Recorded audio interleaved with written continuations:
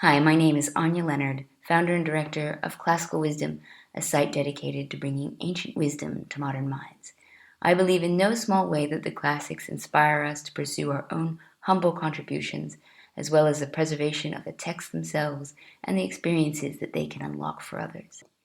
It was with this in mind that I set out to build Classical Wisdom, our free newsletter dedicated to ancient Greece and Rome, as well as our new podcast, Classical Wisdom Speaks. If you're interested in learning more about classical wisdom or our podcast, please visit our website, classicalwisdom.com.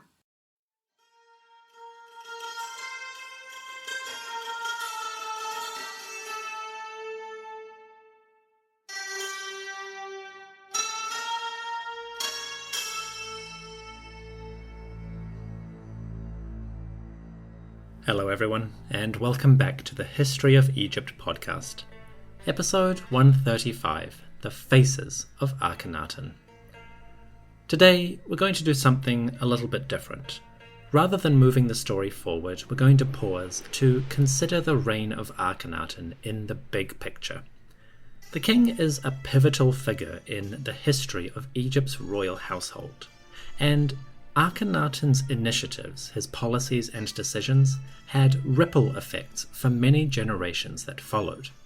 The king was an influential figure, for good and for ill, and in order to appreciate what his reign represents, I thought we should discuss his legacies. Some of these legacies are specific to ancient Egyptian history, but Akhenaten also influences people in our own era. The king has inspired artists and philosophers ever since his rediscovery. So, today I want to talk a little bit about these things. This episode is going to be looser than usual. I'm not following a predetermined script. Instead, I have a number of talking points that I want to go through and sort of follow my own initiative on them. I've structured these talking points according to various themes, but I figure Akhenaten is so influential and yet so elusive that it's really impossible to nail these down in a firm, specific manner. So today I'm just going to talk for a little while about Akhenaten, what he represents, and how we imagine him today. This episode is brought to you by Georgia, Matthew, and Allison, who joined the podcast Patreon as overseers. Thank you very much for your support. I appreciate it greatly, and you help keep me in housing, food, and coffee. May the Aten shine upon you and your efforts throughout your life. May Aten give you a long and beautiful legacy. To everyone listening, thank you for joining me. On with the story.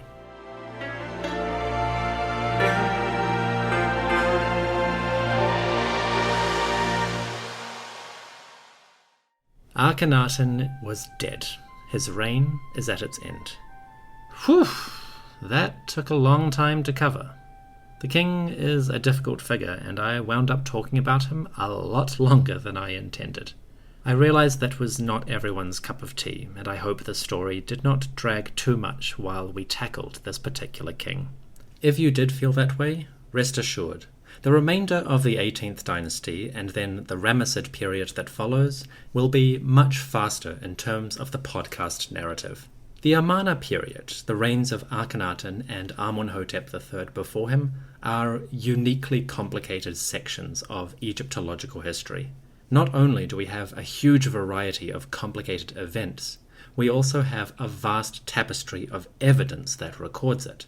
So this makes it very difficult to move through it quickly. Now that Akhenaten is dead, we can start moving things forward faster. I would compare the next phase of the podcast to the Old Kingdom and Middle Kingdom in terms of its pace. Much snappier, much more concise. We will still have a wonderful array of topics to discuss, but in terms of the events of different reigns, things move forward a lot more quickly. So, we are finally out of the quicksand. Now, let's take a moment to consider Akhenaten in the big picture, because his reign is going to have a lingering effect on many generations that follow. Hopefully, it will become clear in time how significant Akhenaten is. Although many of the king's initiatives and reforms were rolled back by later generations, the fact that they did that, and the way they did it, does suggest that Akhenaten had a long, lingering impact. In that sense, it's fair to say that Akhenaten is one of the most important rulers to ever grace the thrones of Egypt. The king was influential, and his decisions rippled out for generations to impact many aspects of the Egyptian royal household. So, yeah, it took a long time to tell his story, but we're done now, and with future episodes we can understand why it took so long, how important this king is, and what he represents. In terms of his visible legacy, Akhenaten's influence is obviously felt most strongly in religion. Many of the king's initiatives and his decisions were ultimately tied to his view of the sun god Aten and that deity's place in society. Akhenaten worshipped Aten to a greater extreme than any pharaoh had done before or ever would do again. Aten rose higher in this period than any god before him. Even Amun-Ra, king of the gods, did not have quite the supremacy that Akhenaten bestowed on Aten. In that sense, the king's religious policies are the centerpiece of his reign, the ones that gain the most attention and which seem to feed in to many of his decisions. In terms of long-lasting impact, Akhenaten's focus on Aten is not going to last that long. Within a couple of generations, at most, Aten would return to his secondary minor status. The god itself would endure, he would be referenced by later kings, and he shows up in temples, in a more traditional form. But Akhenaten's initiative does have long-lasting impacts on the way that pharaohs represented the deities, and the relationship between god and king. Throughout Akhenaten's reign, he really emphasized his personal relationship to Aten.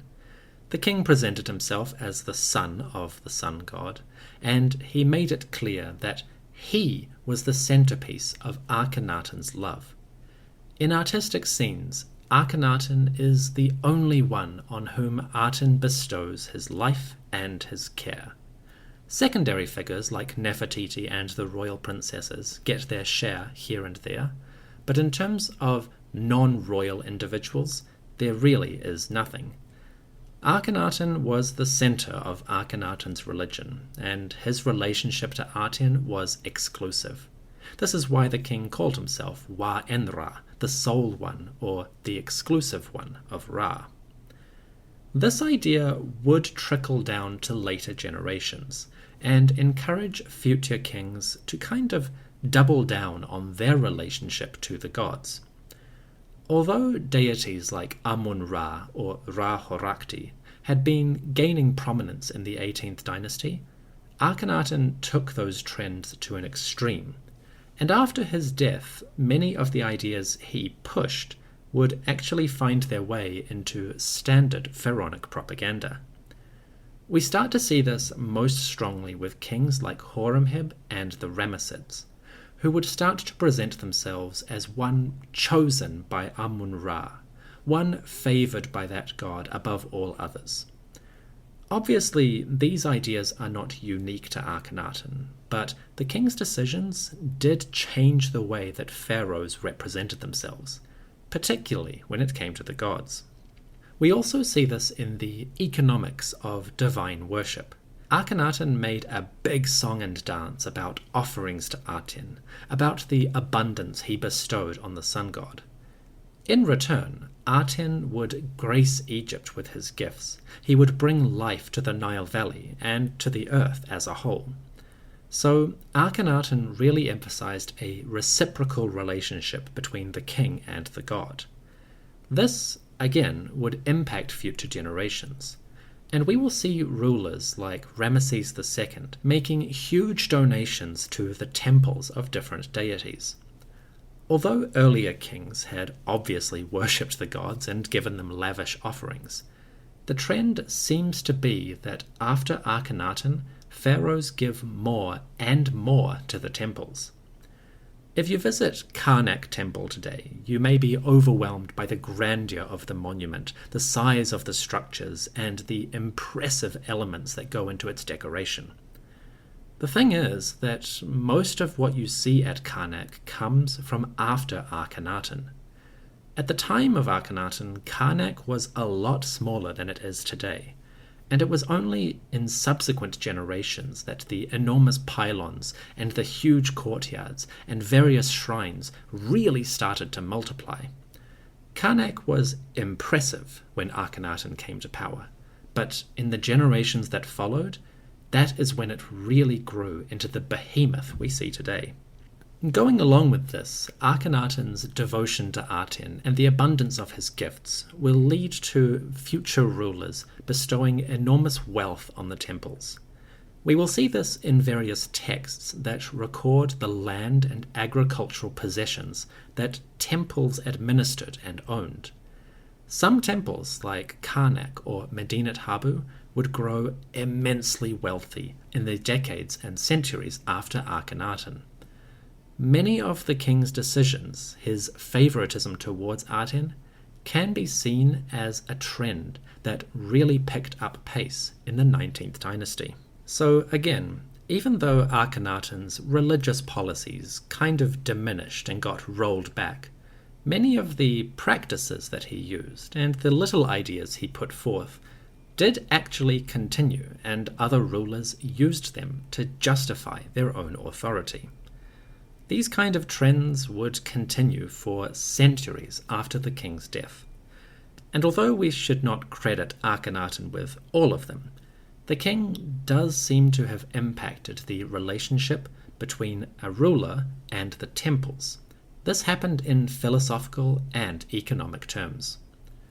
So, long story short, Akhenaten's religion, his love for Aten, does actually linger in the political consciousness of the Egyptian royal household. Even if the deities might change from Aten to Amun-Ra and so forth, the king's policies did have an impact on future generations.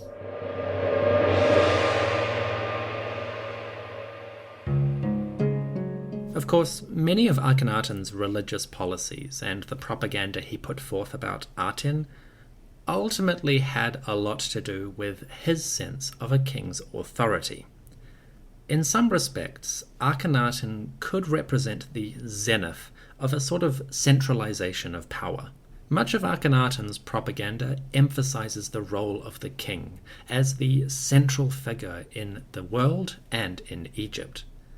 Akhenaten really promoted himself as the source of all abundance, the one who brought fertility to the Nile Valley, who encouraged the renewal of life each morning. Because the king was the favoured son of Aten, and the only one whom Aten favoured, that gave Akhenaten a unique grasp of divine authority. In theory, there were no challengers to Akhenaten's power, no one who could call themselves the king's equal. Whether that was the reality behind the scenes, we do not know, but certainly Akhenaten's vision emphasized the role of the king as the central figure of the Egyptian government and the world itself. Once again, future rulers would use this idea in slightly different ways to display and emphasize their own authority. We've already touched on the relationship between king and god and between the king and temples, but other aspects of Akhenaten's administration and public image would impact future generations. One thing that Akhenaten made a big deal of was the military. This is actually something I did not get to discuss in the historical episodes, partly because there's not much material to go on, and partly because it really becomes important towards the end of Dynasty 18. We will come back to Akhenaten's relationship with the army at an appropriate moment, but for now, let me just summarize by saying Akhenaten's artistic images, his propaganda, frequently invoke the idea of soldiers and massive bodyguards surrounding the king. It is not clear exactly what this represents. Was the king simply showing off his wealth and his power, or was there a more sinister edge to it? Did Akhenaten show off his soldiers because they were a critical part of his public policy? Again, we cannot be sure, and I will discuss this question in more detail in a future episode. For now, it's enough to know that Akhenaten kind of raised the profile of soldiers and the army. At first, this was relatively minor. The king was still central, and the soldiers were beneath him.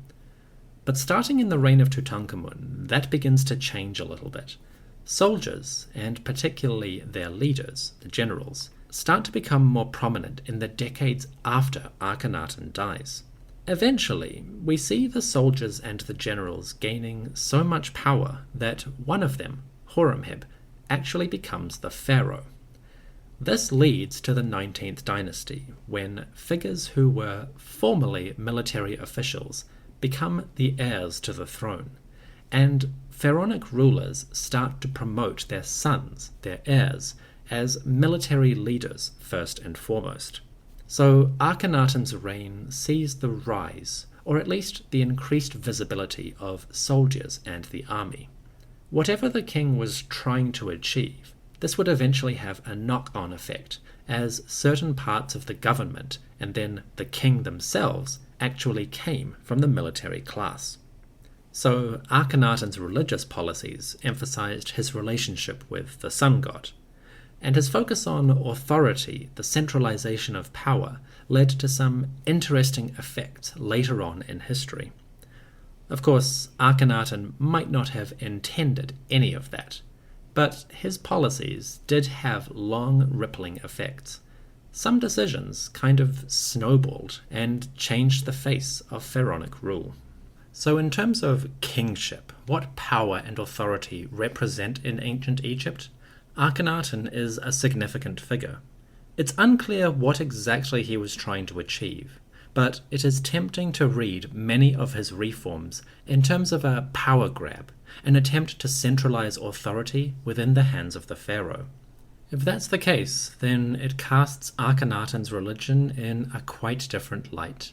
It makes the Aten seem less like a universal giver and more like a tool that Akhenaten used to justify his grab for power. I don't think that interpretation is entirely accurate. I think there's a huge range of evidence that indicates Akhenaten's beliefs were genuine, or at the very least, he honestly believed in this function. Nevertheless, it is an important question. Perhaps some of Akhenaten's beliefs were more political than philosophical.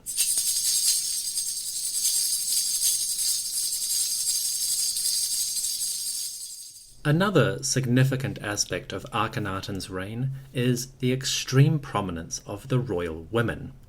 Throughout the 18th dynasty, we have seen powerful queens and princesses who have political authority and influence events on their own initiative.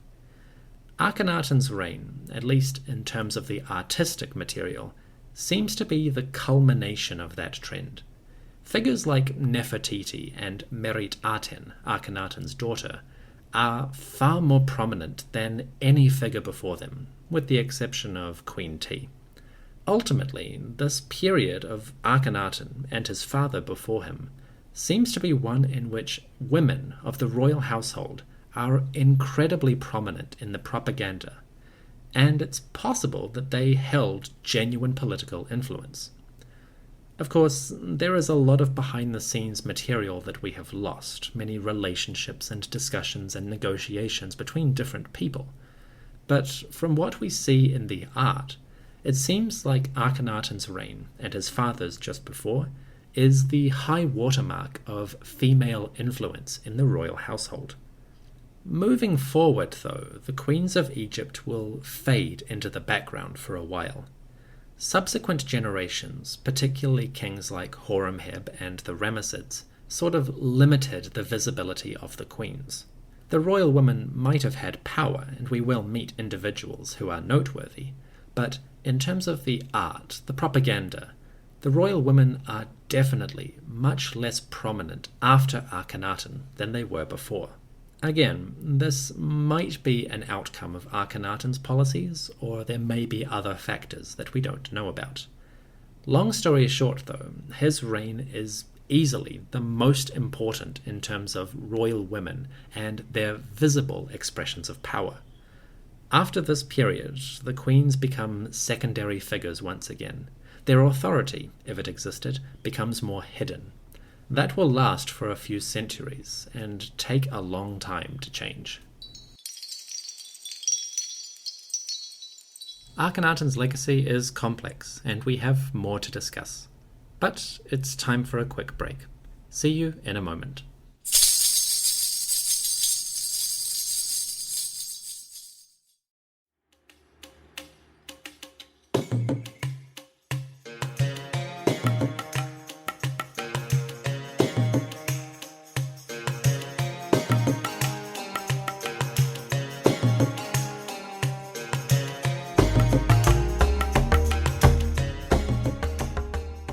Chapter 2.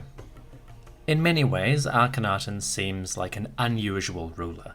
He instituted large-scale changes, particularly in religion or art, and some of these ideas seemed novel, even shocking, at least from a historical perspective. But there are continuities between Akhenaten's reign and what came before. To start with, let's consider Akhenaten's relationship with the elites. When the king came to power, the high-ranking and wealthy members of Egyptian society were powerful, influential figures. This had always been the case to a certain degree. Egypt was an agrarian society, and people with wealth, with farmland, tended to rise quite high in the society. But when it comes to the power of the king, we can determine a lot by how visible the elites become at different periods. The ways they display their power, their influence, can suggest facets of the Egyptian government and administration. In this sense, Akhenaten's reign is another interesting period. During the reign of Akhenaten and some of his predecessors, we see elites start to become more prominent in an artistic sense.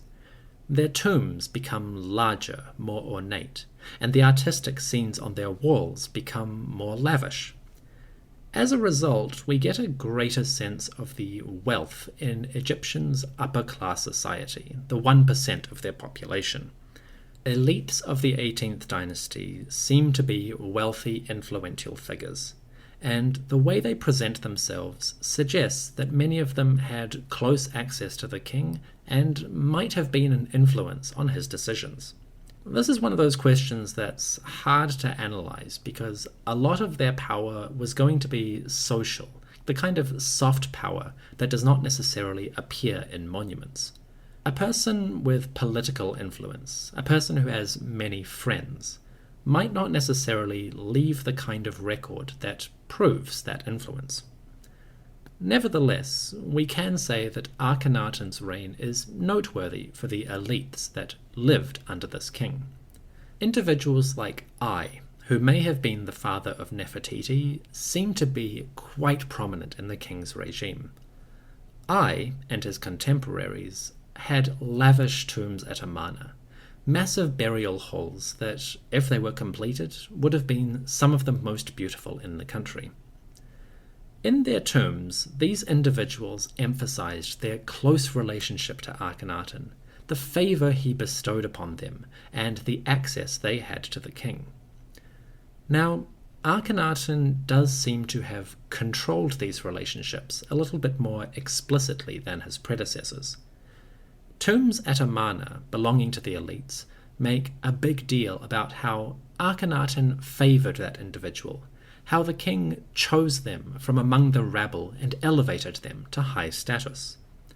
Some scholars suggest that this represents Akhenaten kind of reforming the government, replacing older figures with new families, people he liked. That might be true, but at the same time, these artistic scenes kind of reveal something more fundamental. They suggest that for Akhenaten, the idea he wanted to cultivate was that everyone depended on him. The king wanted to centralize authority. The king wanted to hold all the power. and his relationship to the elites seems to be one of patron and client, master and servant. This is a tricky topic that requires a lot of investigation to fully explore, but long story short, it seems like Akhenaten emphasized the idea that elites and wealthy individuals depended on him for their place in society. Whether that actually matched the reality or not is probably impossible to tell. Too many things have been lost to reveal that. But it does seem like Akhenaten emphasized this idea that he, the king, supreme above all, was the source of wealth, of life, and of favor. In that sense, Akhenaten's reign does, again, represent a kind of centralization of authority. In this case, it represents the ruler trying to get greater control over the elites. Whether that was intentional or simply a byproduct of his religious beliefs, we can't quite be sure. I would suggest that it was intentional based on some of the texts that we see in these tombs, but again, there could be some gaps. The important thing to know is that Akhenaten really emphasized the idea that people at all levels of society depended on him for their wealth, for their position, and for their livelihoods. Again, this would have a long-lasting impact on future generations. The power of the elites would not diminish once Akhenaten died. It would change, and different families would become more prominent than they had been before, but fundamentally the relationship stayed quite similar. Moving forward, kings of Egypt would negotiate their power with elites a little bit more, but they would also stress the idea that people depended on them for every aspect of their lives. In that sense, Akhenaten's initiative does have a long-lasting impact. But, to be fair, that trend was already happening when Akhenaten came to power. It seems like Akhenaten just capitalized on something that was already happening. He might have tried to steer it in a different direction or use it to his advantage. But ultimately, the relationship between the king and the landed nobility was something that was constantly evolving. This had been happening since the Old Kingdom, or even earlier. Powerful families will always be influential in certain types of state. But Akhenaten changed the language, the imagery of this relationship very slightly, and future rulers would pick up on that.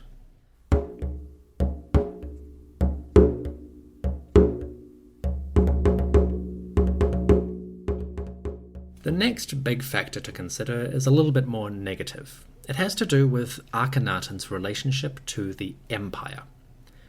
When Akhenaten first came to the throne, Egypt theoretically controlled a huge portion of Canaan and Syria.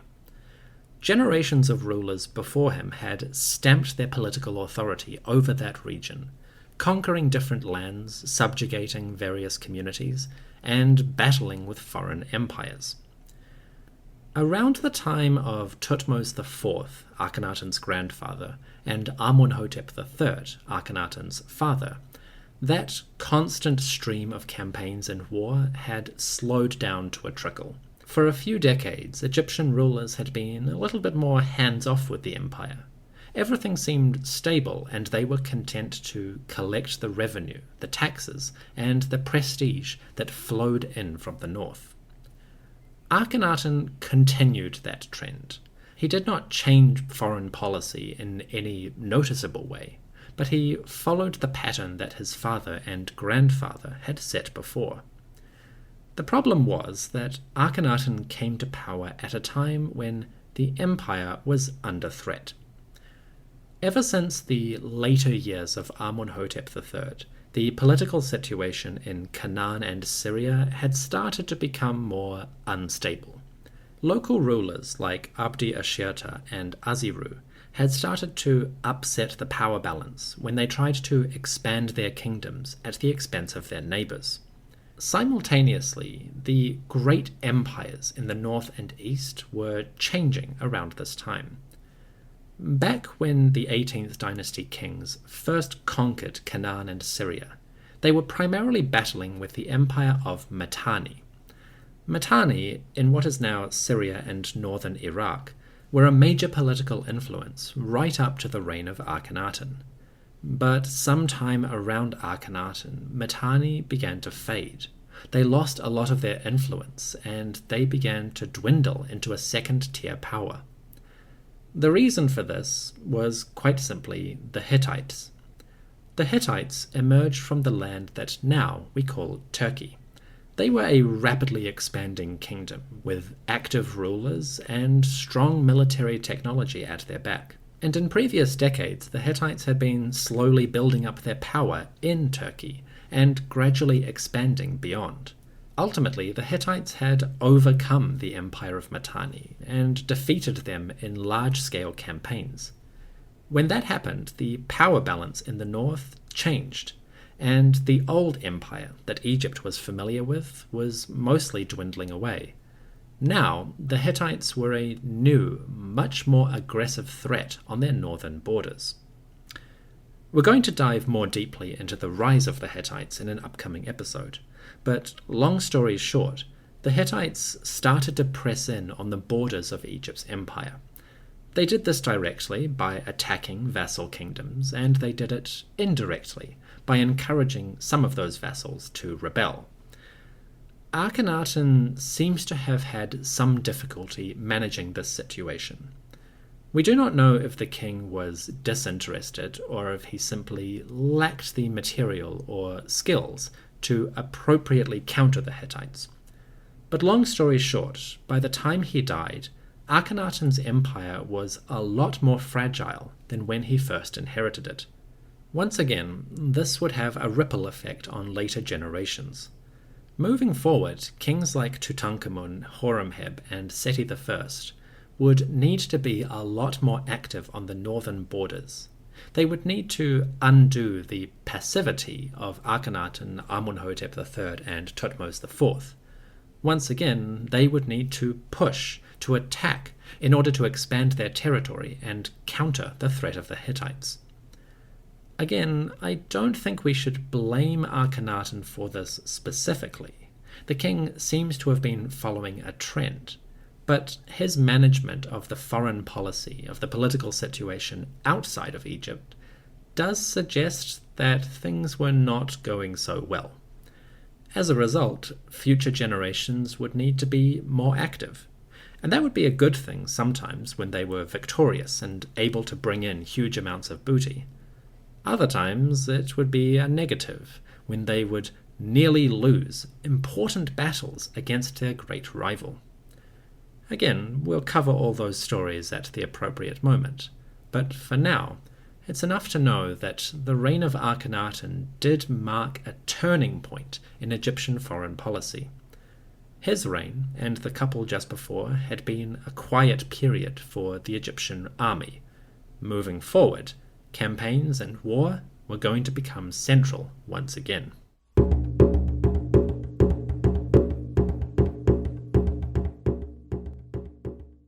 Finally, we have those obvious things that Akhenaten changed, or tried to change. The most famous aspect is the art. Akhenaten's reign marked a significant change in artistic practices in Egypt. The king introduced new styles, new forms, even new rules about what would be displayed and how the artists would show it. Many of Akhenaten's artistic policies would be undone by the following generations. The king's artistic style did not last in the long term. But some of the ideas he introduced did linger on for a little while. At the very least, some motifs would pop up here and there for a couple of generations afterwards. Again, Akhenaten's artistic impact is not as big as we might expect. The changes he instituted were short-lived, at the very least in the visual sense. When it comes to architecture, though, the king actually did have a significant impact. As we saw in episode 134, Akhenaten's royal tomb at Amarna introduced a new design. Previously, royal tombs in the Valley of the Kings had kind of corkscrewed. They turned and twisted as they descended into the rock. That probably simulated aspects of the underworld or the descent to the kingdom of Osiris. But Akhenaten did away with that twisting pattern. Instead, his royal tomb was a single straight line, a long series of corridors descending directly down into the rock. Future generations carried on with Akhenaten's reform. Kings like Horemheb used the new design as the default for their royal tombs, and the monuments of Dynasty 19, like Seti I and Ramesses II, are pretty much the same as Akhenaten's, just more impressive and expanded. So in that sense, Akhenaten actually did have an impact on royal tombs. He changed the design in a fundamental way, and future generations kept that new design. So that's kind of an impressive change, especially considering how prominent tombs are when we talk about ancient Egypt. When you go into many of the monuments in the Valley of the Kings, particularly those of dynasties 19 and 20, the design they follow is one that started with King Akhenaten. Artistic elements also play a big role in how we perceive Akhenaten. In particular, the king's unique style of art has given him a long legacy, both in history and in modern society.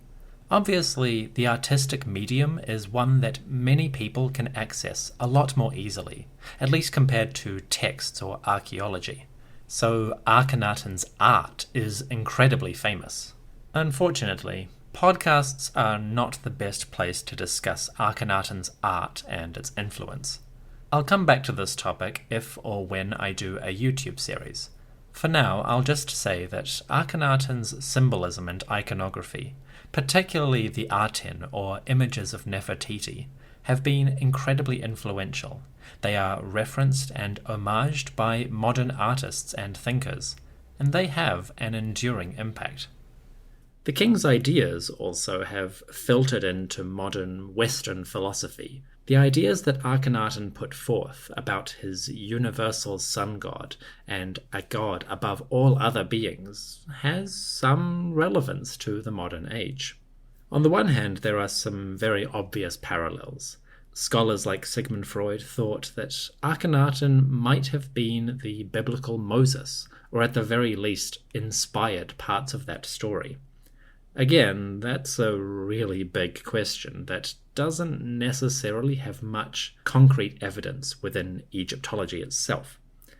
But the concept of Akhenaten as a prophet who led people out of one way of life to a new one is something that inspired certain individuals, and it continues to have relevance today. On the one hand, you can look at Akhenaten and see something strange and unusual in a negative sense, or you can see an individual, someone breaking free of older traditions to promote new ideas. Both of those concepts are relatively valid in context, and even if you're more interested in the history of Akhenaten, the legacy of this king is quite potent, and he does inspire a lot of emotional feedback. Personally, I'm quite fond of Akhenaten. I think he's a fascinating figure, and I also think that the time period in which he lives is a really significant one for royal history. But leaving those sort of emotional questions aside, the king does have a reputation as a kind of dreamer or philosopher, someone who stands out from the other pharaohs for the ideas that he put forth, rather than the way he ruled. In this podcast, I've really emphasized the context of Akhenaten, and I've tried to examine him in the material that we know about him. But those ideas do have relevance for people, and it's worth considering. Depending who you talk to, you might get several different pictures of Akhenaten. On the one hand, there's the idea of the artist, a man in love with aesthetics and beauty, who changed visual representation and brought in new ideas that made Egyptian art more dynamic. Then there is the idea of the prophet, the religious leader who promotes new ideas and shakes up what used to be, someone who fundamentally reshapes aspects of the society. Other people might view Akhenaten as a cynic, someone who manipulates old traditions to serve his own purposes. In this point of view, the king's beliefs may not even be genuine. They might just be a mechanism for greater authority and greater control. That feeds into an idea of Akhenaten as a tyrant, a sort of megalomaniacal ruler who dominates everyone around him and tries to centralize authority so much that after he dies, everything that he had fell apart. What's interesting about Akhenaten is that any and all of these ideas could be valid depending on the evidence you're focusing on. Obviously, any historian worth their salt has to consider all of this material together, and the places where Egyptologists tend to stumble is when they follow one theory while ignoring evidence that contradicts it. But in the terms of Akhenaten, there is so much historical material, and yet so little certainty, that it is easy to arrive at radically different visions of the same individual. Various studies might take the same material and arrive at different conclusions, and although you might disagree with one or the other, they do all have some kernel of validity. Of course, the fact remains that the reality of Akhenaten died with the individual himself. People, humans, are complex, sometimes contradictory, and frequently inconsistent. So, although many aspects of Akhenaten's reign and expression might seem unusual to us, that might not have been the case for him or his contemporaries. Unfortunately, we are simply missing so much information that the core reality of who this man was, that is really impossible to grasp. From the historical perspective, Akhenaten's legacy is complex and fascinating.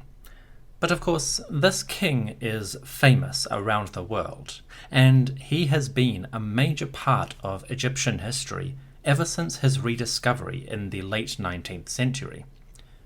Akhenaten is not just a pharaoh of ancient Egypt. He has also become an icon for that culture, and many people in the modern age take inspiration from his story. In the next chapter, I want to discuss a little bit about Akhenaten's legacies as a pop culture phenomenon. The king has influenced many thinkers, artists, political and social leaders, and he continues to be a major drawcard for anyone interested in this time. So, after the music, I want to grapple with Akhenaten in the modern world, some aspects of his representation and significance, and how people receive him. That's Chapter 3, after the break. See you in a moment.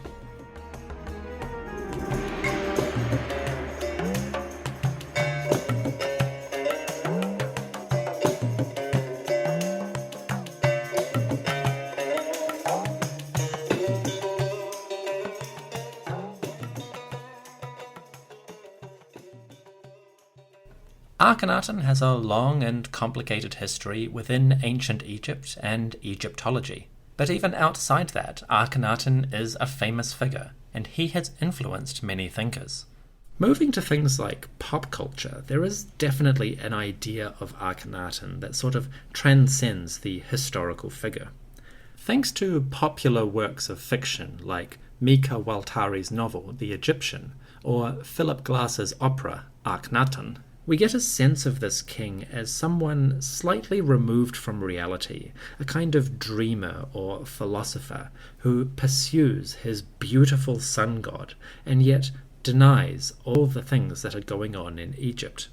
This vision of Akhenaten as a detached philosopher king, or a man so obsessed with his favoured god that he ignored the world around him, was a lot more popular in the early and mid-20th century. Back then, scholarly studies really emphasized the ways that Akhenaten was different from other pharaohs.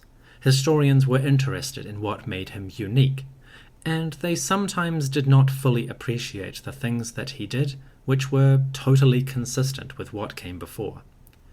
What I mean is that Akhenaten clearly was different from other kings in some respects, but there is plenty of continuity in his reign from what came before to what came after. Again, depending on the study you read or the sources you have available, the picture of the king can change quite substantially. It seems that when Mika Waltari wrote The Egyptian in the 1940s, she was building on an idea of Akhenaten as the religious fanatic, the man so obsessed with Aten that he ignored the world around him. Then Philip Glass took aspects of that idea and built them into an ethereal, beautiful opera.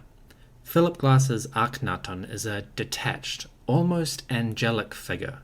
The musical tones and the voice that he puts forth emphasize higher registers, which first of all remove him from traditional masculine archetypes, and secondly emphasize that idea of something higher than himself, divinity incarnate and divinity in the sun. So those pop culture images of Akhenaten do come from older scholarly traditions. That's fine, they're still lovely pieces of art in whatever their respective medium, but it's something to consider when you think about the image of who this king might have been. So in the early and mid-20th centuries, we had visions of Akhenaten as a detached philosopher, a religious fanatic, or simply a disinterested ruler. Then, in the late 20th and early 21st centuries, we also get images of Akhenaten that build on modern political and social ideas. The king's sexuality, for instance, and his gender identity have come under a lot of scrutiny, and people are quite interested in this aspect. In some circles, Akhenaten has become an icon of inspiration for members of the LGBTQ community. Based on the king's artwork that emphasizes androgyny, you might view him as an intersex being or non-gender conforming. Likewise, depending how you read the evidence for Smenkhkare, you might see Akhenaten as a homosexual individual. Fair enough. The ancient Egyptian attitudes towards sexuality, what it meant to be a sexually active being, and how that tied into gender are necessarily different from 21st century Western ideals. What I mean is that historians will always tackle this subject very carefully. There is a huge amount of evidence to sift through, and understanding ancient concepts of gender in any culture is a decades-long process. At the same time, anyone can view images of Akhenaten and imagine him in their own private way. That will naturally lead to different visions of this person. Personally, I think that's pretty cool. If you view Akhenaten as an inspiration, or if the idea of this king helps clarify your own perceptions of gender, then that is a good thing in my opinion. One of my favorite things about Akhenaten is the way that he inspires reflection and thought. This takes many different forms, and all of them, I think, are valid. Akhenaten has also played a uniquely prominent role among pharaohs as an icon of African identity. Obviously, Egypt is in Africa, and its rulers and people are part of a larger African tradition. Within that framework, all ancient Egyptian activity and history is part of African history. But Akhenaten has somehow become a uniquely popular icon for the concept of Pan-Africanism and African heritage more generally.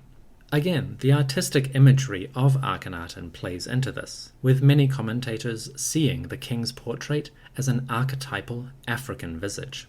Akhenaten's religious beliefs also build into this. The king's image of Aten as a universal deity, one divorced from human imagery, has been tremendously inspirational for philosophers, political commentators, and artists throughout the 20th and 21st centuries.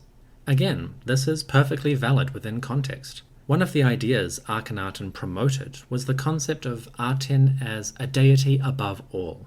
The sun god ruled over the entire earth, and all peoples, regardless of cultural background, came to him and lived within Aten's light. In that sense, Aten, the universal deity, is the perfect symbol for anyone interested in cross-cultural unity, international solidarity, or simply philosophical and artistic inspiration. In other words, Akhenaten as an icon of African heritage is excellent, I think. Although the king's history leaves a lot to be desired as a person, he is certainly a fascinating figure, and the ideas that he promoted continue to have relevance today. I've really just scratched the surface of what Akhenaten has represented in the 20th and 21st centuries. This is a massive topic, and we're going to come back to many of these discussions repeatedly over the course of the podcast. If you are interested in Akhenaten's legacy specifically, and how he has been interpreted in the modern world, I highly recommend the book Akhenaten, History, Fantasy, and Ancient Egypt. This is by Dominic Montserrat, and it is a particularly thorough breakdown of what the king has come to represent. Montserrat covers Akhenaten's history and his legacy from a huge variety of perspectives.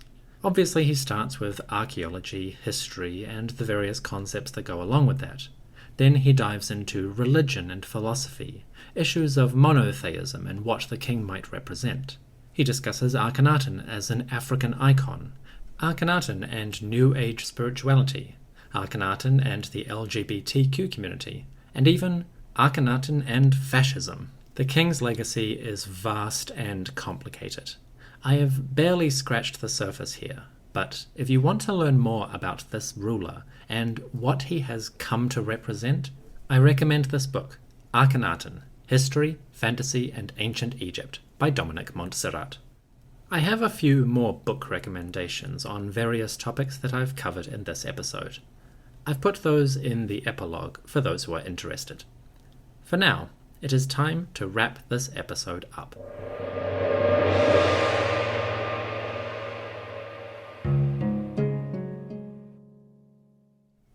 The reign of Akhenaten is, in hindsight, a moment of change, a pivot point in the history of ancient Egyptian royalty.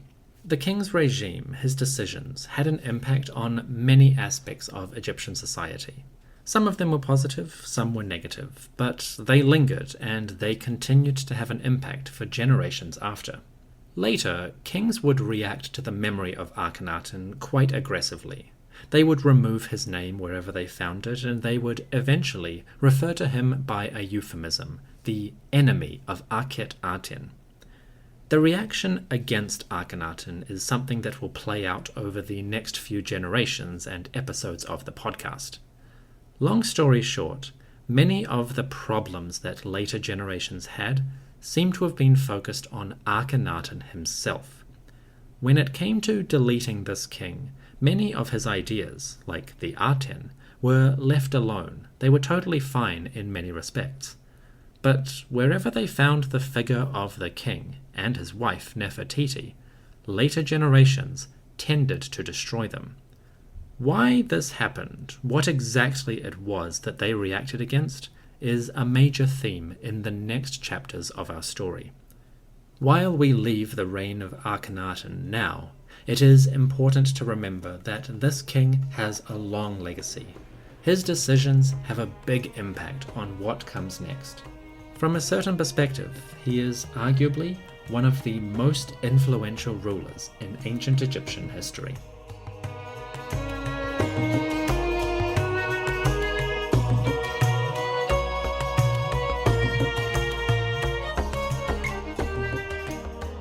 Thank you for listening to the History of Egypt podcast.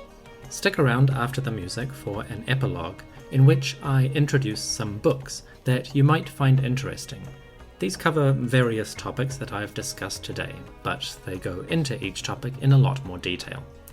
If you are interested in diving deeper into Akhenaten, this is the source to go for. Alternatively, visit the website egyptianhistorypodcast.com and you will find a bibliography for every episode released. If you would like to support the show, consider joining the podcast on patreon.com.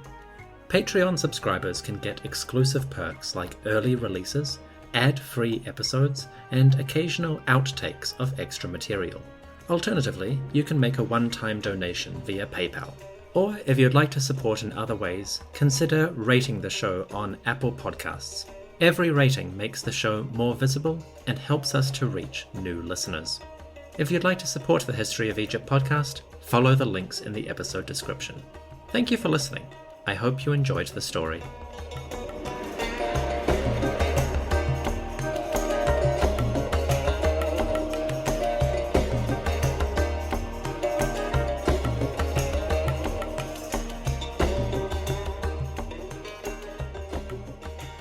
It has been a long time since we had a large-scale study of Akhenaten's religion. The most recent book would be James Hoffmeyer's Akhenaten and the Origins of Monotheism. This came out in 2015, and it is pretty thorough about the material. Unfortunately, Hoffmeyer approaches the subject from a biblical perspective. He is much more interested in the origin of the later Abrahamic religions and how Akhenaten might fit into that. So I recommend this book with a caveat. If you are interested in biblical history, it's definitely great. But if you want to get into the nitty-gritty of Egyptian religious beliefs and what Akhenaten was doing, this one only covers some of that. If you want to get into the nitty-gritty of Egyptian beliefs, I could recommend The Search for God in Ancient Egypt by Jan Assmann. This was published in 2001, so it is a little bit out of date, but it is a wide-ranging discussion of Egyptian beliefs and what the evidence tells us about their ideas. The book covers the full scope of Egyptian religion, but it has a chapter dedicated to Akhenaten. If you want to get into some dense discussions, I recommend this book. If you are interested in Akhenaten as a royal figure, particularly one who was trying to gain power and authority, then you might be interested in the book Akhenaten, Egypt's False Prophet by Nicholas Reeves. Reeves took an iconoclastic attitude to Akhenaten, cutting through much of the religious symbolism to analyze the king's reign from the perspective of power. In Reeves' discussion, Akhenaten might not have been all that interested in philosophy or religion in an abstract sense. For him, many of the king's initiatives seem to be more authoritarian, as if Akhenaten was trying to centralize power to gain control over different aspects of society. I don't fully agree with all of Reeves's conclusions. I think some of the evidence is more important than he suggests, and recent discoveries after his book was published have added a lot to our story. But it is a fascinating read, and if you are interested in another take on Akhenaten, I can definitely recommend Egypt's False Prophet by Nicholas Reeves. If you would like to learn more about the royal women of Amarna, then I could recommend a couple of books. Aidan Dodson's Amarna Sunrise and Amarna Sunset, 2nd edition, cover the various figures in quite a lot of detail, and he cites his evidence wherever necessary. Then there is Joyce Tildesley's Nefertiti's Face, the Creation of an Icon. This dives into the Nefertiti bust, the famous image of the Queen now in Berlin.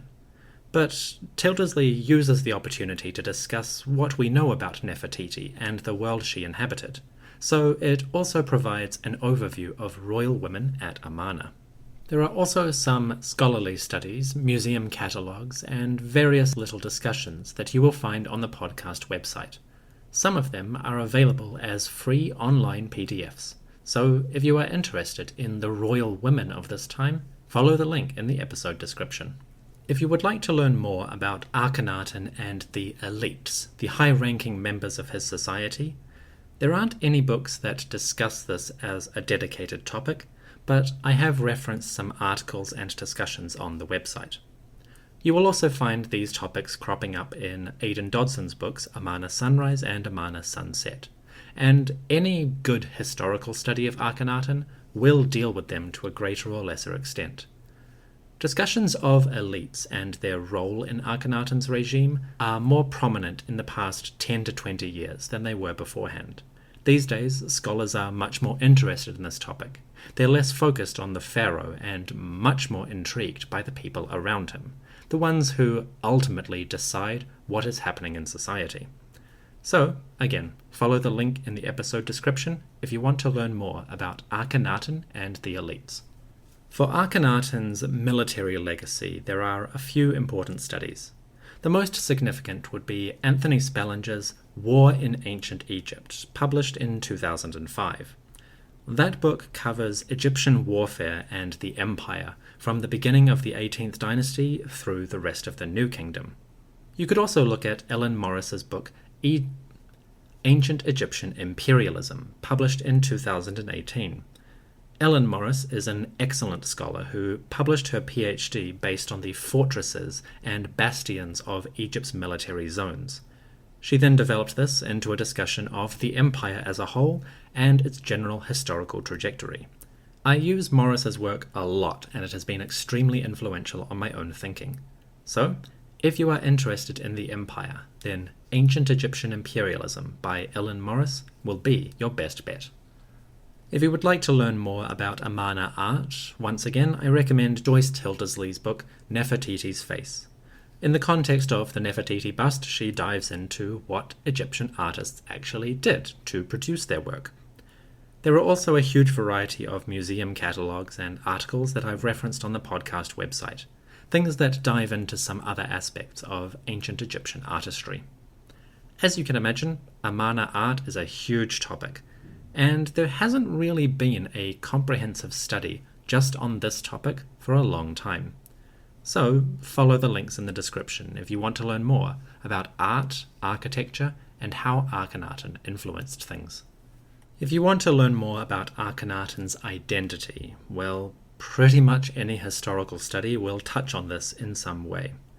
The most recent would be Aidan Dodson's Amarna Sunrise and Amarna Sunset. But Dodson is far more interested in putting the evidence together into likely reconstructions and less concerned with biography or trying to get inside the head of Akhenaten. He does do this a little bit, but it's not the main focus of his work. Dodson is far more interested in recording what we know, how we know it, and what it might mean. If you want dedicated historical biography, then the most recent books would be Nicholas Reeves's Egypt's False Prophet, Donald Redford's Akhenaten the Heretic King, and Cyril Aldred's Akhenaten King of Egypt. Unfortunately, each of these books is 20, 30, and 40 years old, so they are all out of date in their historical data. All of these scholars did good work, so the books are still interesting to read, but you can't use them as historical sources anymore. Too much has changed since they were published.